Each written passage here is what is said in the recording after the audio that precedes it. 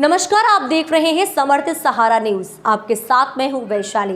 आइए रुक करते हैं आज की खबरों की ओर। केंद्र और राज्य सरकार की महत्वपूर्ण योजनाओं को जन जन तक पहुंचाने में महत्वपूर्ण भूमिका निभाने वाले प्रदेश के ग्राम रोजगार सहायक अपनी लंबित मांगों के निराकरण को लेकर अभी भी परेशान हैं। प्रदेश के विभिन्न पंचायतों में कार्यरत ग्राम रोजगार सहायकों का कहना है कि पूर्व मुख्यमंत्री शिवराज सिंह चौहान द्वारा किए गए वादों को वर्तमान मोहन यादव सरकार अभी भी पूरा नहीं कर पाई है।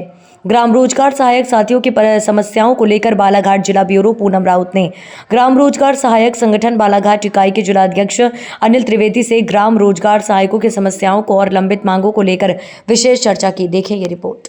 न केवल केंद्र बल्कि राज्य शासन की भी महत्वपूर्ण योजनाओं को जन जन तक पहुंचाने में ग्राम रोजगार सहायक साथियों का एक महत्वपूर्ण योगदान रहा है। नियुक्ति के बाद से ही सिर्फ केवल मनरेगा ही नहीं बल्कि दूसरी योजनाएं जो महत्वपूर्ण रही हैं, जिसका लाभ जनता को मिला है, उसमें एक महत्वपूर्ण भूमिका इस संगठन की रही है। वर्तमान में अगर मैं बात करूं तो ग्राम रोजगार सहायकों को मानदेय के रूप में 18,000 रुपये ज़रूर मिल रहे हैं, लेकिन दूसरी जो चीज़ें या दूसरी जो बातें या दूसरे जो वादे बीजेपी के समय जो तत्कालीन मुख्यमंत्री थी शिवराज सिंह चौहान जी ने ज़रूर की है, लेकिन अभी भी जो है ज़मीनी स्तर पर उन वादों या आश्वासनों का कारगर जो है रूप अख्तियार नहीं हुआ है, जिसके कारण ग्राम रोजगार सहायक संगठन और पंचायतों में काम करने वाले, प्रदेश के तमाम ग्राम पंचायतों में काम करने वाले जेआर साथी कहीं ना कहीं सरकार की योजनाओं से, सरकार की जो क्रियाकलाप हैं, उनके जो वादे हैं, जो झूठे वादे एक तरह से कहें, उनसे नाराज़ हैं।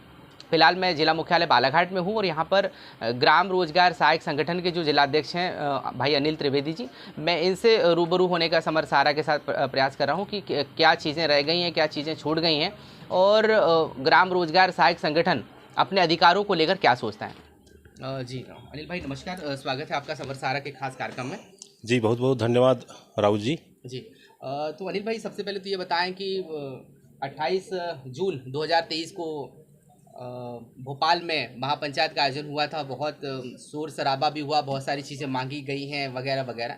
क्या चीज़ें क्या देखते हैं ज़मीनी स्तर पे, बताएं। राउत जी, मैं आपको अवगत कराना चाहता हूं कि तत्कालीन मुख्यमंत्री माननीय शिवराज सिंह चौहान जी ने जीआरएस के हितार्थ बहुत सारी घोषणाएं की थी, लेकिन अभी वर्तमान में केवल 18,000 के मानदेय के अलावा अन्य योजनाओं पर अमल नहीं किया जा सका। तो जाहिर है कि इसमें अमल किया जाना जीआरएस के भविष्य के हित के लिए बेहद ही आवश्यक है। जी क्या कहा था उस समय जो घोषणाएं हुई थी, आप भी खुद वहां गए थे, आप लोगों का संगठन था, तो क्या मुख्यतः क्या बातें कही गई थी? ग्राम रोजगार सहायकों के लिए मुख्यतः जीवनदायी रेखा के रूप में ग्राम रोजगार सहायकों को पंचायत सचिवों की भांति समान सुविधाएं और अधिकार देने की बात तत्कालीन मुख्यमंत्री माननीय शिवराज सिंह चौहान द्वारा कही गई थी, जो कि अभी तक लागू नहीं की जा सकी है। साथ ही रोजगार सहायकों का जो भविष्य है वो निरंतर खतरे में रहता है। काम के दबाव की अधिकता के चलते बहुत सारे हमारे साथी जो दुर्घटना के शिकार हो गए हैं, उन लोगों के लिए किसी भी प्रकार की कोई अनुग्रह, सहायता राशि, अनुकंपा जैसी कोई नीति नहीं है, जिसको लागू किया जाना हमारे भविष्य के लिए बेहद ही जरूरी है और चिंताजनक भी है। जी मध्य प्रदेश में जो तत्कालीन सीएम थे उन्होंने ये भी कहा था कि भाई सेवा समाप्ति नहीं होगी, जिला संवर्ग में जो है वो आप लोगों को बाकायदा लिया जाएगा। ये जो महत्वपूर्ण मांगे, प्रमुख मांगे, इसको लेकर क्या चीज़ें अभी देखते हैं आप और उससे कितना नुकसान हो रहा है ग्राम रोजगार सहायक साथियों का?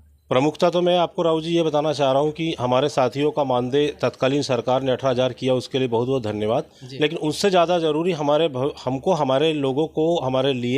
लोगों की भविष्य के सिक्योरिटी की चिंता ज़्यादा होनी चाहिए, क्योंकि केवल मानदेय बढ़ा देना हमारे भविष्य को निर्धारण नहीं करता है।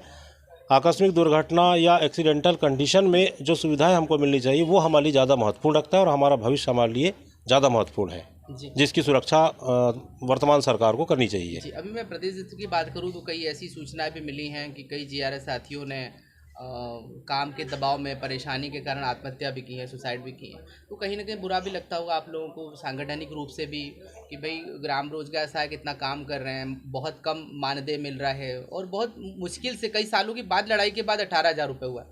तो ये क्या इसमें सेटिस्फेक्शन है जीआरएस साथियों को? जी बिल्कुल नहीं राउत जी, मैं आपको एक छोटी सी घटना बस 2 सेकंड में बताना चाहता हूँ। अभी हमारे एक जीआरएस का आकस्मिक देहांत हुआ, वही काम के दबाव के चक्कर में।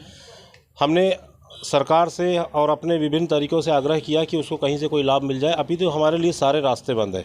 हमने जब उसको 55,000 रुपये हमारे संगठन की ओर से चंदा करके बाकी लोगों से कंट्रीब्यूशन करके दिया, तो उसकी पत्नी के एक सवाल थे कि इस 55,000 रुपये में क्या मेरा जीवन हो जाएगा।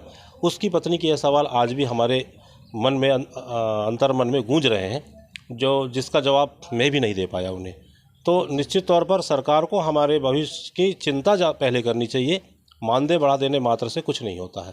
देखिए, इतने साल से पहली नियुक्ति कब हुई थी ग्राम रोजगार साहब? जो मध्य प्रदेश में जो सबसे पहली नियुक्ति है वो वर्ष 2010 में की गई थी। देखिए, 2010 से अगर मैं बात करूं तो अभी 14 बरस हो गए। 2024 अभी चल रहा है, एंडिंग है, तो 25 भी आने वाला है। जी। तो क्या इतने सालों में जो जीआरएस साथियों ने अपना समय गंवाया, अपना जो कैरियर है वो दे दिया, उसके बावजूद भी क्या आपको लगता है कि मध्य प्रदेश सरकार जो है वो ग्राम रोजगार सहायक साथियों की समस्याओं या परेशानियों को देख रही है, उसको दूर करने का प्रयास कर रही है? इस पर स्पष्ट तो नहीं कह सकता राहुल जी, क्योंकि संघर्ष के बिना कभी किसी की समस्याओं या परेशानियों को देख रही है, उसको दूर करने का प्रयास कर रही है? इस पर स्पष्ट तो नहीं कह सकता राहुल जी, क्योंकि संघर्ष के बिना कभी किसी को कुछ मिलता नहीं है। और हम भी जब स्टार्टिंग हम लोगों ने किया था तो 3200 रुपये में थे। 3200 रुपये आज के समय में बिल्कुल भी कहीं से कहीं तक के वाजिब नहीं था। लेकिन चूंकि अब हमारे पास में देश में बेरोज़गारी ज़्यादा है और हम लोगों के आज की तारीख में एक एज भी लिमिट में पहुंच गए हम लोग, तो हमारे पास में कोई ऑप्शन नहीं था। तो फिर हमने इसी रास्ते को चुना और उस पर हमने चलना प्रारंभ किया और फिर संघर्ष के माध्यम से हम लोगों ने अपने वो सारे अधिकार लेने की कोशिश की है सरकार से। तो अब देखिए, सरकार के ऊपर है कि वो हम लोगों को कितना पॉजिटिव लेती है, क्योंकि हम लोग वर्कर लोग हैं, काम करते हैं। सरकार की योजनाओं को वास्तविक रूप से अमली जामा पहनाने का काम ग्राम रोजगार सहायक करते हैं। ये बिल्कुल 100% सत्य है।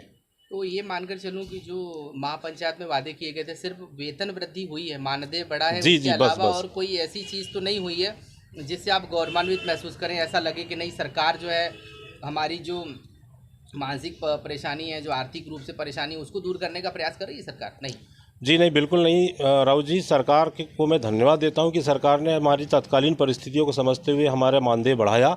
लेकिन मैं सरकार से आग्रह भी करता हूं कि हमारे लिए जो मोस्ट ज़रूरी चीज़ें हैं, मोस्ट इम्पोर्टेंट चीज़ें हैं, उनकी ओर पहले ध्यान दें कि हम, जिससे कि हमारे भविष्य का चीज़ें महत्वपूर्ण मानते हैं। सरकार से मैं आपके माध्यम से सरकार से यह आग्रह करना चाहता हूं कि सबसे पहले हमें अनुग्रह सहायता राशि प्रदान की जाए, ताकि काम के दबाव के चक्कर में या काम की अधिकता के चलते जो दुर्घटनावश एक्सीडेंट और दुर्घटना के शिकार हो रहे हैं, उनके परिवार को कुछ तो सहायता राशि मिल सके, ताकि उनके परिवार का कुछ समय के लिए पालन पोषण भरण की व्यवस्था की जा सके।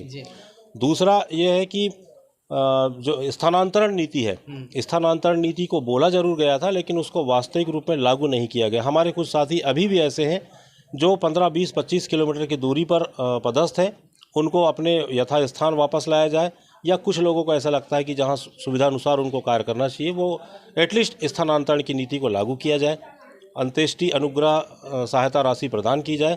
और हमारे जीवन का निर्धारण यदि सरकार करना ही चाहती है तो तत्कालीन मुख्यमंत्री मामा जी ने जो कहा था कि सचिवों के समान, बस वो सचिवों के समान नीति को लागू कर दे, बाकी चीज़ें हमको स्वतः ही प्राप्त हो जाएगी। अच्छा, वेतन वृद्धि को लेकर और अभी मन में नहीं आ रहा ख्याल? मतलब ऐसा लग रहा है कि 18,000 रुपये ठीक है? अब कभी आपके संगठन ने प्रदेश स्तर पर भी कभी सोचा है कि भाई अब वेतन वृद्धि और अधिक की जानी चाहिए, क्योंकि महंगाई तो बढ़ रही है, आप लोग काम भी अपनी ऊर्जा के साथ कर रहे हैं, तो 18,000 रुपये में ठीक ठाक है, या फिर कभी सोचते हैं कि अब इसको बढ़ाना भी चाहिए सरकार ने? अब ये तो इसका जवाब राहुल जी आप भी जानते हैं, मैं भी जानता हूं, और वर्तमान सरकार भी जानती है कि 18,000 में किसका परिवार का भरण पोषण हो सकता है ना।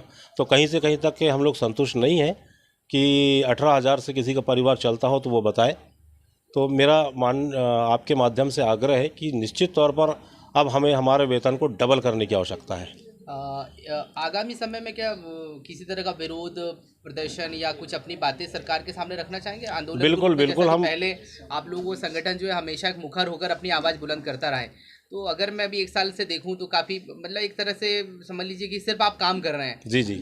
किसी तरह की डिमांड तो मुझे सुनने नहीं मिल रही। तो अभी आगामी दिनों को लेकर कोई इस तरह की चीज़ें कि सरकार से संवाद स्थापित करना है, अपनी बात कहना है? हाँ, इसके संदर्भ में आपको अवगत कराना चाहता हूँ राहुल जी, तत्कालीन मुख्यमंत्री शिवराज सिंह चौहान जी ने हमारा भला किया, निश्चय ही वो बधाई के पात्र है। उन्होंने कहा था कि मैं आपको सारी सुविधाएं, सारे लाभ, सारे अधिकार दिलाऊंगा, पर चूंकि अब वर्तमान हमारे मुख्यमंत्री माननीय मोहन यादव जी हैं।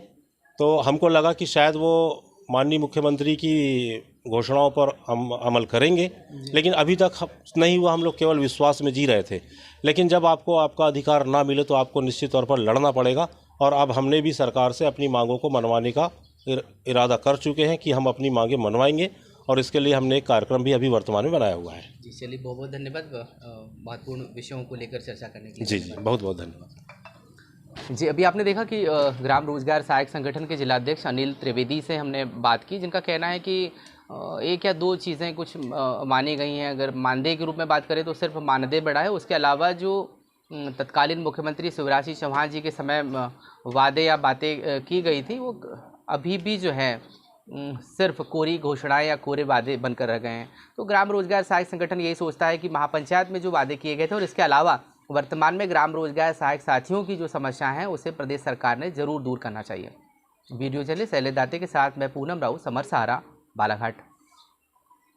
इस खबर में फिलहाल इतना ही। आगे की तमाम अपडेट्स की जानने के लिए जुड़े रहें समर्थ सहारा न्यूज़ के साथ। नमस्कार।